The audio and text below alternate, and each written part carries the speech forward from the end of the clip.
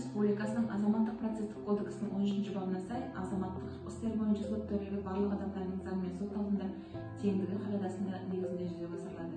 Және азаматтық сот ісін жүргізу барысында азаматтардың және заңды тұлғалардың ешқайсысына артықшылық берілмейді. Нақты деректерге сүйенсек, Абай аудандық сотымен 2025 жылдың 1-тоқсанда мемлекеттік органдардың қатысуымен 15 азаматтық іс қаралды. Азаматтық іс татуласу рәсімімен тоқтатылды, ал бір іс бойынша шешім шығарылып, мемлекеттік мекеменің талап қоюлары ішінара қанағаттандырылған. Азаматтық істің 93,3% татуласу келісімімен өндірістен тоқтатылып, 6,6% шешім шығарумен аяқталды. Аталған істерге нақты тоқталар болсақ, талап қоюшы Абай облысының жұмыспен қамту және әлеуметтік бағдарламалық үйлестіру басқармасы мемлекеттік мекемесінің Абай облысының еңбек мобильдігі орталығы коммуналдық мемлекеттік мекемесінің жауапкерден жұмыс күшінің ұтқырлығын арттыру үшін ерікті қоныс аудару қағидасы аясында берілген 724.500 теңге қаражатты және экономикалық құқықтық сертификаты бойынша 4 миллион теңге мөлшерінде тұрғын үй сатып алуға берілген субсидияны өндіріп алу туралы талап қою ішінара қанағаттандырылған. Яғни жауапкерден мемлекеттік мекеменің пайдасына 724.500 теңге өндірілген.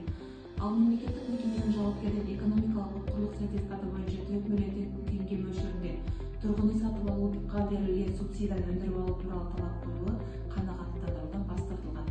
Шешім заңды күшіне енді және тараптармен шағымданбаған.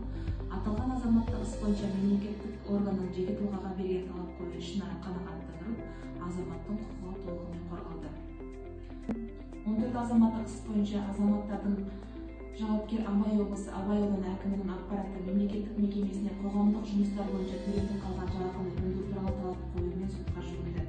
Татуластыру рәсімдерін жүргізу барысында сот екі тарапты бітімгершілікке келтіріп, араларындағы дауды татуласу келісімімен аяқтауға жәрдемдесті.